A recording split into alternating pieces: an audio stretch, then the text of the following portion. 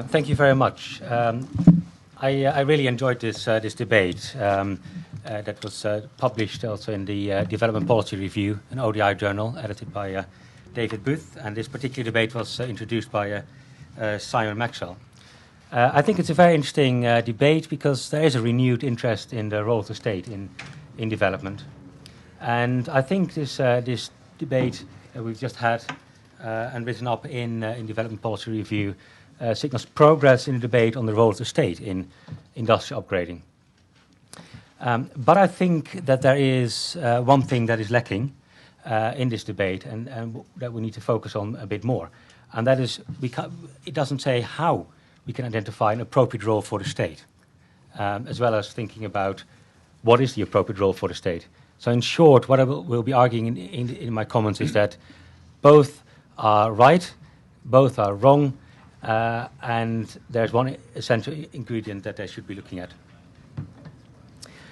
They should be looking at state-business relations, and I will be basing my comments on something that is part of research done by a research program consortium on institutions in pro-poor growth, which is funded by the Department for International Development. And this cluster of research on state-business relations is basically saying this. We know that markets alone fail to allocate resources efficiently. We know that in theory that's the case. We also know that that is the case in practice. We just have to look at the debate on climate change, on technological upgrading, on financial markets. We know that there are market and coordination failures in practice. But governments may also fail to overcome these market failures appropriately. So there are also governance failures. Therefore, there is something in between. There need to be appropriate institutions and coordination mechanisms, i.e. state-business relations, that can help to address market failures without leading to failures in government interventions. And I think this is very much consistent with work by Williams and Ostrom, who just got the Nobel Prize and for economic governance. In that sense, I think DFID has been very forward-looking in commissioning work a couple of years ago to look at a lot of work on economic governance. First of all, I will say that why comparative advantage conforming or following is not enough.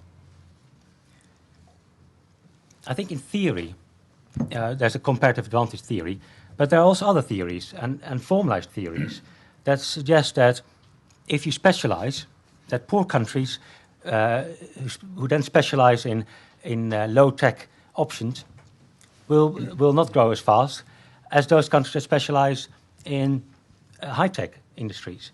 And then you can have uneven growth, and you can get stuck in a low-skill, low-income trap. And this is formalized modeling, including by people like Feenstra, Grossman, and Helpman. My reading of comparative advantage is that, well, I have some doubts about whether it's consistent with comparative advantage conforming. A country like India has moved into the ICT sector very rapidly. Is that something that's comparative advantage conforming? I'm not so sure. It's just that it can do things at low cost. It can do things more efficiently. Why is comparative advantage conforming or following not enough? Well, if you look at some countries, for instance, in the Asian example, is that we find that in the case of Cambodia, and ODI has done some significant work there, is that there's a lack of industrial policies and thinking about how to link the business sector with education systems and so on. And the lack of industrial policies has led to a lack of clustering and industrial upgrading. And that's now a problem because with the global financial crisis, there's less demand for, say, the garment sector. Firms and investors will leave the country. They might not come back. And if there had been some industrial upgrading, this country would have developed on the basis of that. On the other hand, a country like Costa Rica has been able to attract electronics foreign direct investment by actively solving market and coordination failures, by going out to this particular Intel plant to attract them and thinking about how that plant was linking into the education systems. The Intel provided also training courses and helped to upgrade the country. Now, why comparative advantage defying intervention can go wrong? That's the other side of the coin.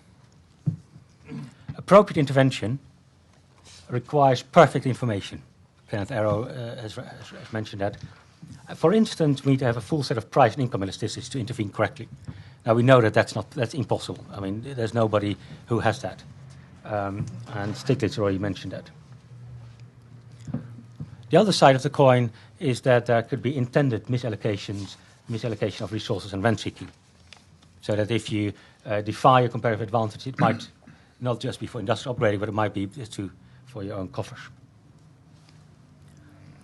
Two examples, and that's taken from Lal, the late Sayana Lal, who's done some very useful work in this field, and who says you don't pick winners, but you create a conditions. Who said you can create the conditions for winners, and he reviewed some technology institutes in Tanzania, for instance. They have been very useful in thinking about some new product, but there was just a complete lack of interaction with the private sector. So that they were going into the comparative advantage defying route, but they didn't have a link with the business, so it didn't work out.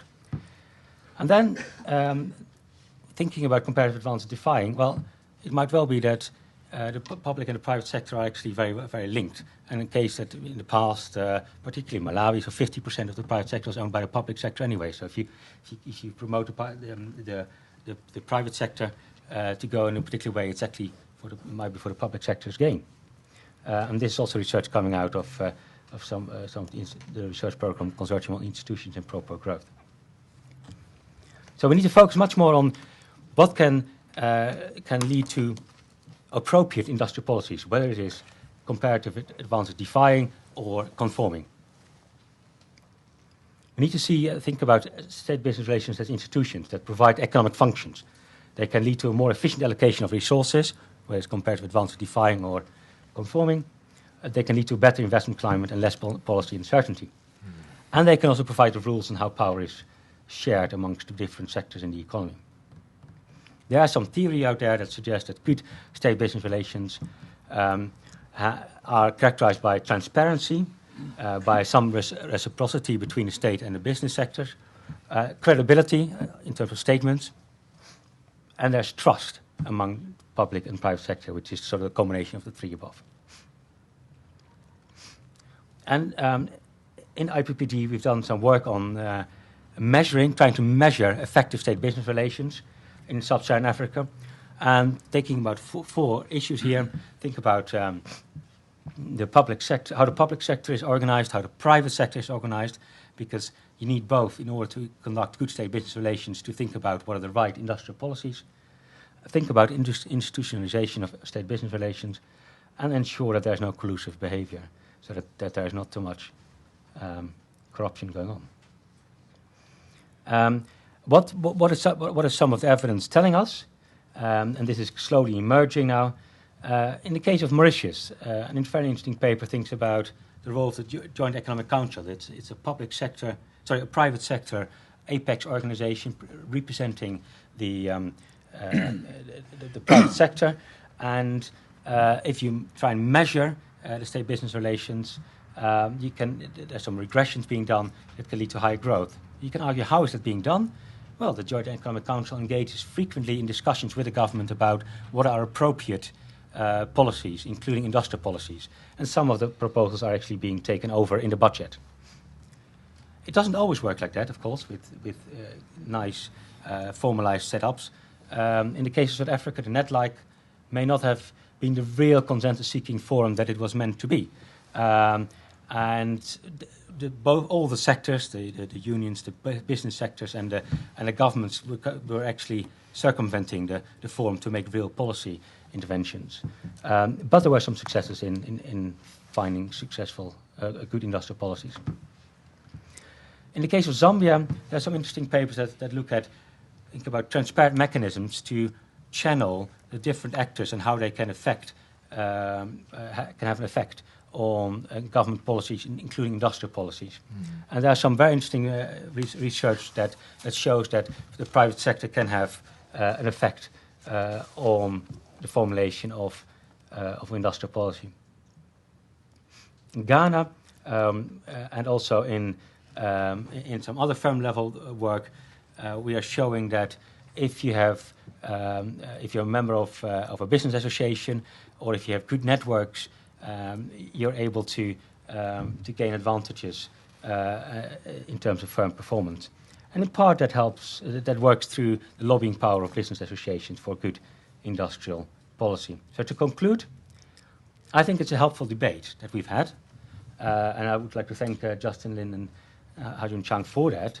And I would say that industrial policy is back in fashion, but the question, of course, is how? What actually is industrial policy, and what does it contain, and what exactly is the role for the state in industrial policy? And there's definitely no agreement on that, on whether it's needs to be comparative advantage conforming or defying. And I think that ODI research suggests that there are pros and cons, whilst IPPD research, and you can find the leaflets outside and also on the website, who suggest that we need to think much more about the underlying processes, institutions that lead to the formulation of good and effective industrial policies. And some of the conclusions coming from that work, I think, are likely to be that it's very important to build capacity in governments to facilitate state business relations and help to build private sector capacity to engage with the state. But this is a very long process. You can't just do it from outside actors just simply like that. It's a long process and needs to be institutionalized.